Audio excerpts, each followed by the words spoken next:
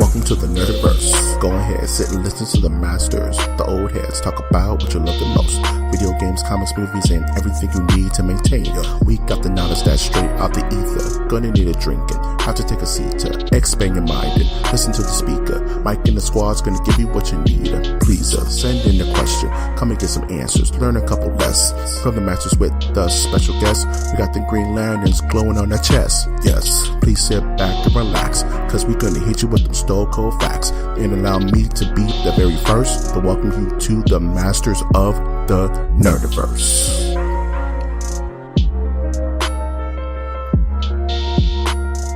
Welcome to Masters of the Nerdiverse, where we always have such sights to show you. This hard copy of a podcast can be found on iTunes, Stitcher, Spreaker, SoundCloud, YouTube, iHeartRadio, Google Play, and Spotify, and SoundCloud. Actually, we're on SoundCloud. I never mentioned that, but we are. Yes. So listen there we're as well. With all those trap rappers. Yeah, man, and all those meme playlists. Sometimes I just go to work and listen to meme playlists on SoundCloud. Let them rock. You know, all those different versions of All Star. And we are number one. Just listen to that all day. You're the one that keeps that guy in business? Yeah, man. It's just me and all the memers out there, dude. You see, I'm a cultivator of out-of-date memes. I archive them on a giant floppy disk to exist forever. Because you can't rewrite a floppy. But who are you? Me? Yeah. Is enigmatic person talking about memes on floppy disks. Yeah. I'm your resident crypt keeper, Mike G. And with me as always is my charismatic co-host, Winter.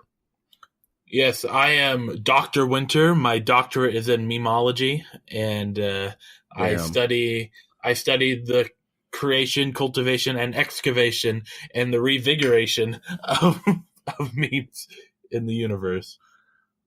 Wow, that's his job.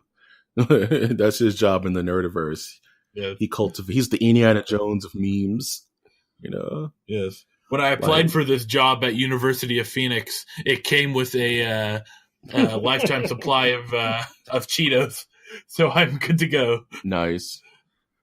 It's not easy being cheesy. Yeah, man.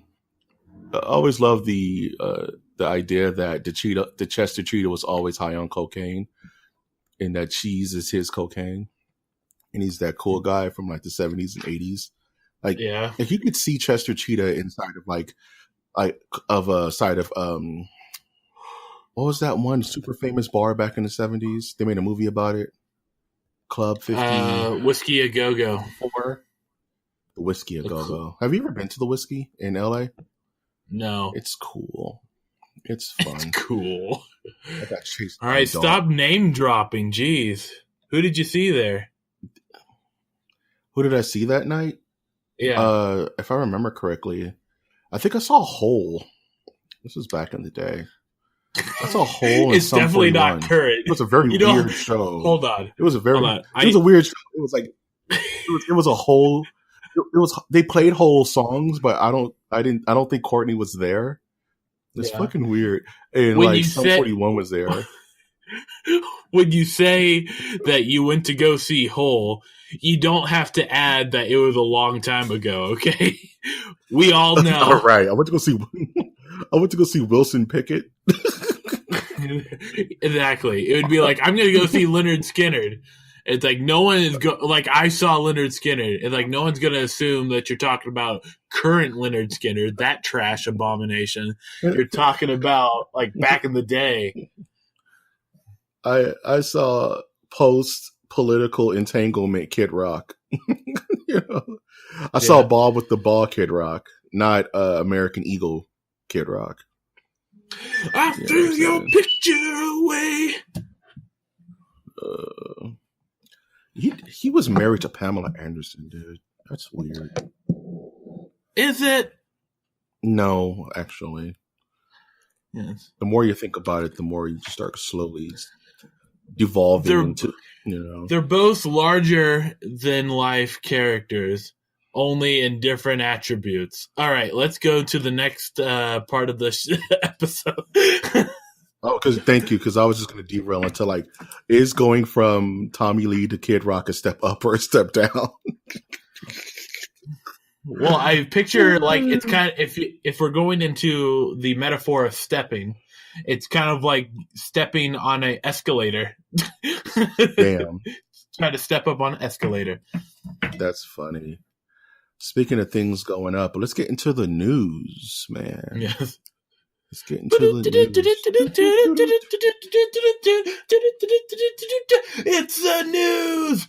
See, I was thinking, it's the Twilight Zone, and if you're on your own, you step into the Twilight Zone. Yeah, Twilight Zone episode recently released on the Masters of the Nerdiverse podcast stream. Yes, that can be found at iTunes, Stitcher, Spreaker, SoundCloud, YouTube, iHeartRadio, SoundCloud, and Google Play, and Spotify. Listen to the Twilight Zone episode where me and Winter go through it. It took a lot of effort to get that episode done, so we'll listen to it twice. It's beautiful. I've gotten a lot of good things about that episode. Yeah, I've gotten 2 new followers out of it. All right. Hell yeah. Bring them on. First bit of news, I just want to kind of do this first and kind of give my thoughts and prayers to those who've lost loved ones or have been injured in that Florida MOTN shooting that happened recently. Right. Just wanted to kind of give my thoughts on that. Not very deep thoughts, because it is what it is. It's someone detached from... what can you say about that other than just give your thoughts and prayers? You know what I mean? It's kind of... Yeah, I would say it's sad. It is. It's depressing. In the sense that as human beings, we can't meet up in large groups as much as we used to without having the fear of people taking a gun out, doing stuff, doing stuff like that. That is becoming more like, I would say back in the days, you didn't have to. I don't know what that means. You didn't have to worry. You didn't have to worry about this type of stuff. But now, it's like, or not worry in the sense of like actual, like it wouldn't have been in the conversation. But what I'm saying is that it has now become part of the conversation, that in the back of your mind, could this happen? Does that make sense? Yeah, it totally makes sense. And that's, and I don't want to get too much on a tinfoil hat about this stuff, because it's real to some people. It's real to people. Like, it's a news article to me, and it's a video to me, but it's real to somebody out there. And I don't want to take that away from any of their pain or any of their despair. But what I will say is that, according to the media, we're supposed to be afraid to go to the movies. We're supposed to be afraid to go to Vegas, to go to New York, to go to church, to go to school. And my message I would like to give out to those is... All right, step back from the mic a little bit. Okay. Am I a little loud? Sorry, I'm not even up on the mic right now. No, you're just getting a little pastor voice going on. Sorry. You know, that kind of bleeds through sometimes. Yeah. But what I'm trying to say is just live your life, people. Don't live in fear. Because no one knows when their time is, man. You can meet your end driving to work. You can meet your end eating dinner, man. We don't know. So if you want to go to the movies, go see a flick. You want to go to a tournament, go to a tourney, man. Because if this is the new norm, then what are we supposed to do? Just sit in the house and spend money? Yeah. That's definitely what I would say would be the actions we have to take.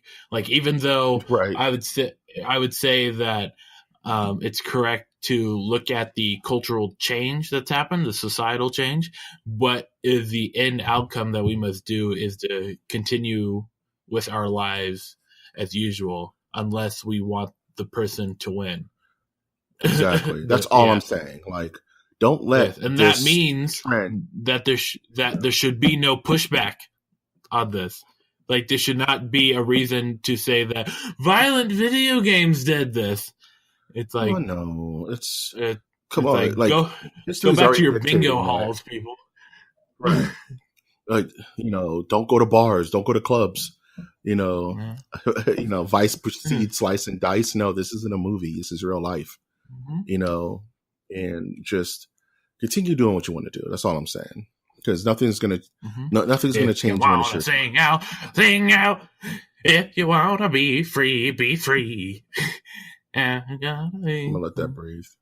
Yeah, I don't know if I should have Yeah, done that for this bit. All right, moving on. that's totally fine. Moving on. I apologize. It ended it on the levity that we require to let this show keep going. Oh I man. apologize. That was really bad. Now that I think about it. Oh no, man, you're totally fine, man. Yeah. Speaking of things we may have to apologize for, Dwayne "The Rock" Johnson has spoken out about his Big Trouble in Little China movie. Have you ever seen Big Trouble in Little China, Winter?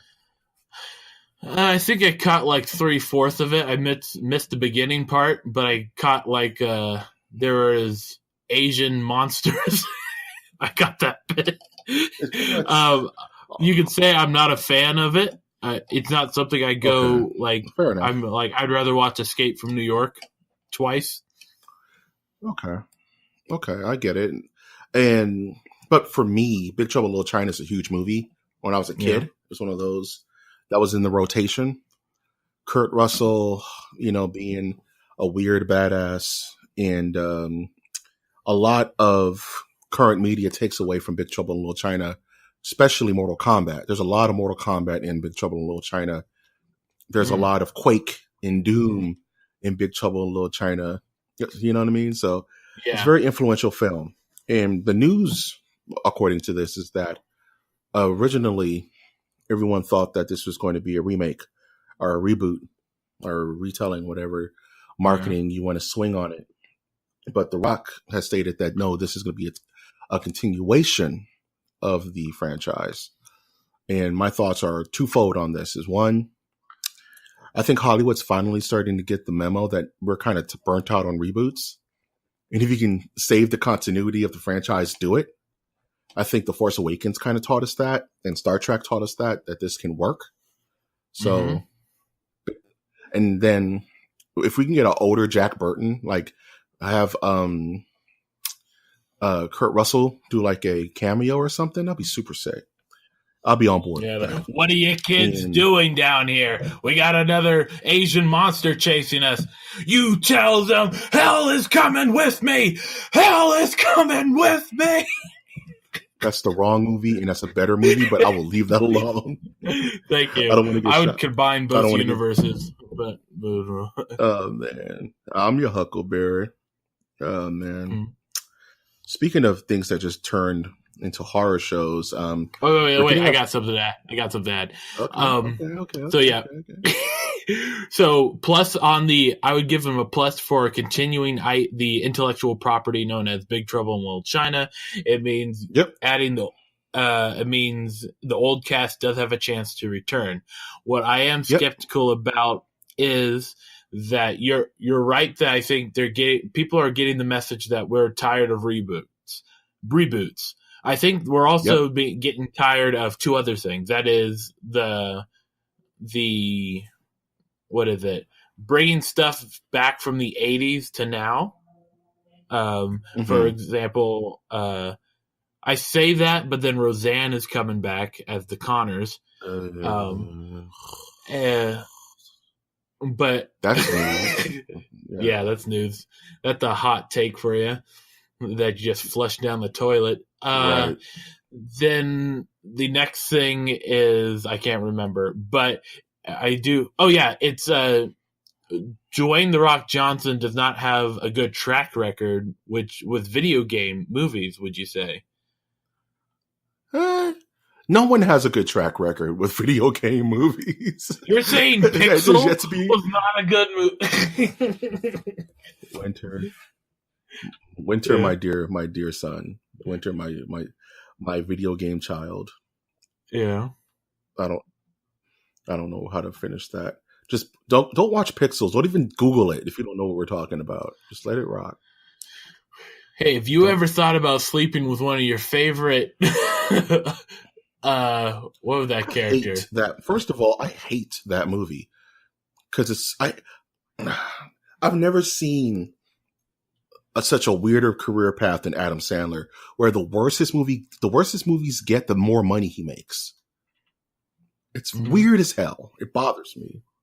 It just, I can't stand that. Yeah, well, no, it's more like the worse the movies get, the more money he makes, or like the more like opportunities he gets. Like, wasn't like right after that he got the deal for like his next 3 movies are going to be released on Netflix, and he's making bank, dude. Yeah, making so much money. What was that one? It was called like the Insidious 6 or something weird. The racist one, yeah, yeah. From over there, where Jonathan Turturro created baseball. He was the man who invented baseball back in the Wild West, which is the only funny part of that whole movie, mind you. But if he does want to give me money to work on a project, please drop a dime my way. You can send it to me through Venmo. Absolutely. You can go ahead and send that to mastersofthenerdiversecast@gmail.com. mastersofthenerdiversecast@gmail.com. But I'm talking more about Doom. But we'll go on from there. The less said about Doom, the better. Go watch Doom. Yeah. Actually, yeah. Some people go watch Rampage. Don't watch Rampage. Just watch Doom. Yeah, Mike G. You heard it here first, people. Some people of Netflix. Are you one of those communists that love Doom? Wow. I'm moving on from that.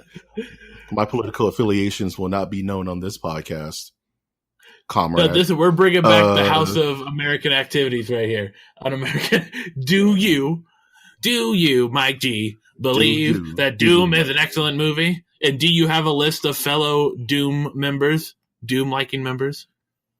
Are you trying to put me on the list, dude? Really? Yeah. Do you? You're like, yeah.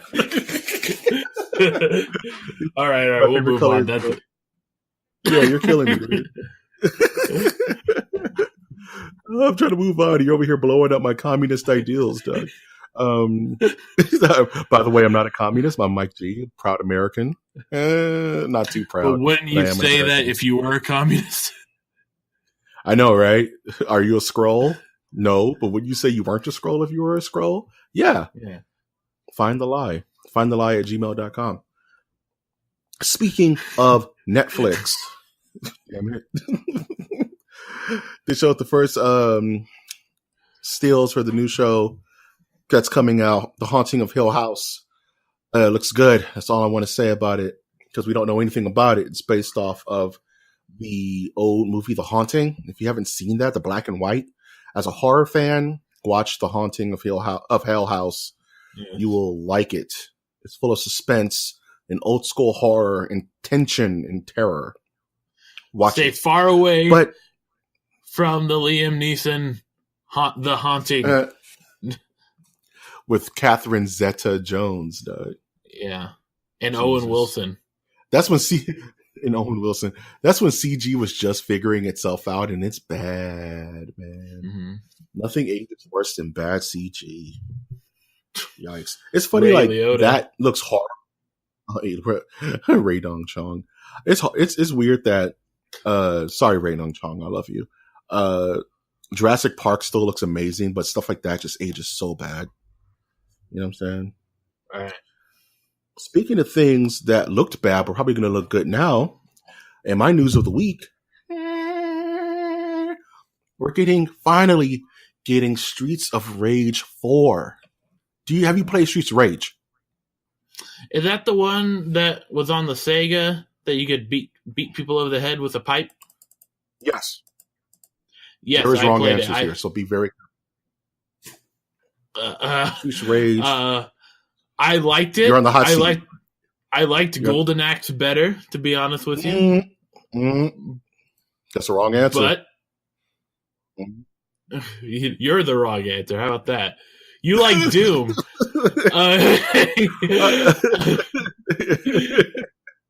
Oh man, Yeah, but it would be a close second to pick up. I would probably, actually, it would be a third, because the first game I would play would be Zombies Ate My Neighbors, and then I would play Golden Axe, then I would play Streets of Rage, and then I would play whatever that Mega Man knockoff was, where you played like a green ball man.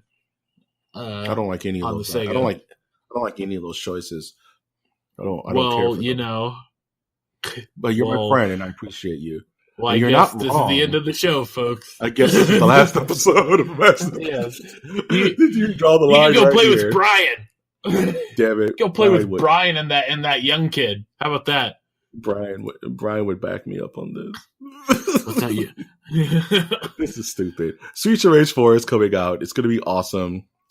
I love me some Streets of Rage. It's up there with Final Fight and Maximum Carnage and all those side-scrolling beat-em-ups. Golden Axe. Golden Axe is better. But I didn't think that was ever going to come out. It's one of those games that just died on the vine. It's like, hey, man, bring back Bushido Blade. It's never happening. But, hey, we're getting a new Streets of Rage. It may have just broken up this channel, but at least we're going to be able to play video games. Yay. No, there'll be more episodes. Moving on. Really quick. They showed the last boss for Soul Calibur 6. He looks like a wizard dude. His name is Aswell. He has summon swords. It's fine. It's fine. It's nothing mind-blowing. It's fine. Yeah, well, maybe he can use some of his wizard powers to give a damn. Wow. One day, I don't care if I have to drive out to where you live, Winter. I'm going to sit you down. We're going to play some Soul Calibur 2, and I'm going to show you how beautiful fighting games are. And I'll do exactly what all the other people have done. Just sit there with my phone going, oh, this is great to look at. Winter, it's going to happen. Yeah. Before the end of our journey is done, we're going to sit down and play some fight games. And I'm going to teach you how to do a combo. And you're going to be like, yeah. You're going to appreciate these newsies afterwards. It's going to be beautiful. This is the day I can't help wait for. Speaking of things I couldn't wait for, The Big Bang Theory is ending in 2019. A whole universe. Yeah. I hate this show. It kind of reminds me of that. Yeah, here's the notes that I. Yeah. The notes that I put down for this was good riddance. Know what I did? I just put the gif of the little Japanese kids from Cabin in the Woods. Like, the evil has been defeated. They turned that demon into like a baby frog and everything's okay. And as a nerd, this show has been it's kind of been what we don't need. You know what I mean? Like, as a culture, like, it's been toxic to real nerd culture for so long. Right. You know what I mean? It's like the honeymooners of freaking nerd culture. This poison dart of a TV show. I would push back on that a little bit. Okay. And I will tread lightly, because I also think this show is a terrible abomination that Chuck Lorre should have gone back to the drawing board on. Yeah, I'm talking to you, Chuck. Yeah. Chucky Lorre. Out, Chuckula. Yes. Like, how could you think that this would be a good... Anyways, he figured out that this would work. He figured out that this would work, and it was successful for 12 seasons. Congratulations, you played yourself. So good times. So, the issue that I have is that it was not meant, I don't think, for a nerd audience. It was meant for an audience of people that want to know how nerds act. Thank you. And the nerds just like went on the train tracks with it. Like, okay, yeah, I don't like the show, but I like how they reference nerdy things, so therefore I'm going to like it.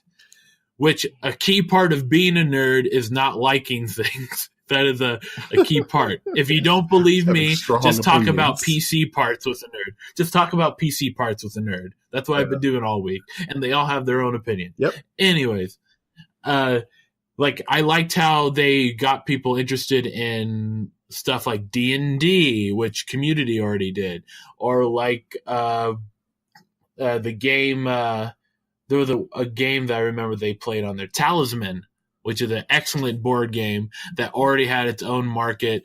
And we were hoping that this would bring people into buying the game, therefore dropping the price. It did not do that. In fact, it went up. And then, it's here's the thing. In the end, it was like a goose that laid the golden egg for Chuck Lorre, but the golden egg was like one of those black eggs inside that had like the body parts of a bird that no one really knew about because it was a golden egg. No one was wanting to crack it. Okay. And you touched on something that I really agree with, is that this show was never for nerds. It was for people's idea of what nerds do. You know what I'm saying? It was never for nerds in general. It was for people to point at nerds and say, "Oh, nerds do that." You know, it kind of reminds me of Ready Player One, where it's not for the fans of all the crap that's on the screen. It's for the people who know what that is and can say, "Oh, I know that," and feel smart and feel good about it. You know what I mean? Like, is that an Iron Man head? That's Iron Man. I remember Iron Man. Derp. But it's not for the guy who has Iron Man #1 in his house. You know what I'm saying? It's just not. It's not for that person. It's never been for that person. And the last thing I will say is the channels of the television channels, the television production companies there's a trend in sitcoms to go like, oh, let's do a show that will reach like the black community. So there you have Blackish, like a upper class black community, or like let's do a show that shows like the working, like the blue collar white class, and you have not white class, like blue collar class, and it's Roseanne, blue collar, and it was Roseanne, and Roseanne did that, and then And so then I could see like the logic in their head going, well, we need to get a show like that for nerds. Mm-hmm. And then, and nerds all kind of like went on board with it. But the problem is, the way I see it, like nerds already have a community of like content that's dedicated toward them. It's the internet. It's YouTube. It's not like we don't need that's why I'm saying like the audience, like, the audience was never for nerds because nerds were busy watching what was on YouTube or G4 or whatever dead game show. I'm gonna be real quick. The shows that you've mentioned, Blackish, Martin, Married with Children, Roseanne, The Big Bang Theory, they're not for the people who they're depicting on the screen. They're for people who want to see into the lives of the people that are being depicted on the screen. You know what I'm saying? Like Blackish is one of those shows that's really here to mess in the African American community because sometimes it hits it right on the nose. And sometimes it's really far south. And it's got Lawrence Fishburne in it, so I can't complain. Oh, jeez, Larry. He needs work. His daughter needs help. Okay, his super doesn't need work. He's fine, but his daughter needs help. Okay, leave his daughter alone. We're not going to talk about Lawrence Fishburne's daughter. I'm not the one doing anything with his daughter, okay? I'm the one trying to make sure he still has work so that she can, like, be saved. Winter, be careful now. Winter. If Lawrence Fishburne would like to donate money for this podcast, just send it to Matthew. I'm gonna run into this dude at Comic-Con. He's gonna punch me in the chest like you talk shit about my daughter. Like I didn't. Yeah, and I'll be just standing there like you should have done it, Mike. You should have said that. We need my asthma inhaler because I just got open bodied by Lawrence Fishburne. What the hell? And you're gonna be like, Mike, you shouldn't talk shit. Talk shit again. This old man dressed up as Morpheus came up and did a drop kick on me. Morpheus legit socked me in the chest real hard and told me to keep my daughter's name out of her mouth. I was like, and that would be news. Yep. I was like, you need to keep other things out of your daughter's mouth. Oh, right. I did not go that far. There's people in my church listening to this. I'll And I cut did that. not say that. I did not say that. I will cut that out. Maybe. Yeah, maybe. You should leave it in. They like it when I condemn you. They like it when you leave it in. Or I criticize you. Your chair super hates me. Nah, I feel like they listen, but I never get any likes from them when I post the episodes. So I'm like, I'm more worried about them liking it. Why do you converse with this heathen, dog? Because I need the money. It doesn't pay us anything. I make those social media bucks, baby. Hell like yeah, YouTube baby. dollars. Those social media buckaroos. All right, there must be a gas leak in this house. Yeah, I'm starting. I'm on prescription meds, so I'm losing it. I don't need to brag. I'm a sickly boy this week. A sickly boy. So, what are you looking forward to this upcoming week, Winter? Oh, I'm looking forward to getting some writing done. I'm trying to get my deadline met, where I'm trying to write a 10-minute play per month, and this would be my first one for this, so it would be nice to get this band rolling. There's also a fair coming up for this weekend, which I plan to not go to and just play Overwatch. Nice. Or League of Legends, like a true nerd. Nice. And, looking at my computers and working on making a sleeper build. I know I'm using terminology now. I know, sleeper man. Build. You're doing it, dude. You're gonna have to post the completed works on the channel, dude, so we all can see your sick new build. Oh man. At the end of the week, the second season for Ozark comes out on Netflix. I've been watching that. It's a really good show. I have not. I like it, so looking forward to watching that. I'm trying to get better. I've been actually very under the weather, so definitely want to start getting more on the mend. And doing some more T-shirt designs. We put out a new shirt recently. You guys can check it out. Game like a master with the Nerdiverse, ladies and gentlemen. Wear that shirt proudly to your next cotillion. You'll body everyone in sight. Other than that, that's pretty much what I'm looking forward to. No movies coming out really. Keep getting my butt kicked by Behemoth in Monster Hunter. I just can't beat that damn thing. And that's about it. Any passing thoughts before we close this bad boy out? Yeah, play League of Legends. They need a bigger audience. I don't think they get enough audience. They don't have enough audience members or players. Is that game good, man? I think it's good. I'm starting to like it once you know what you're doing. Yeah, and I used to hate games like this where I was under the assumption that you could be like on your cell phone while still playing this game and still win. And it's more like, no, there's a lot that you need to be wary of. There's like a lot of stuff that you have to keep an eye on if you want to play it well. But once I get this computer build done, I'm thinking that most of my gaming is pretty much my PC game. It's pretty much going to be the games that I want to commit to a lot, which would be League of Legends, Hearthstone, Overwatch, CSGO, stuff like that. Yeah, because you got to test out the power of your new PC, man. See what it can play and what it can't.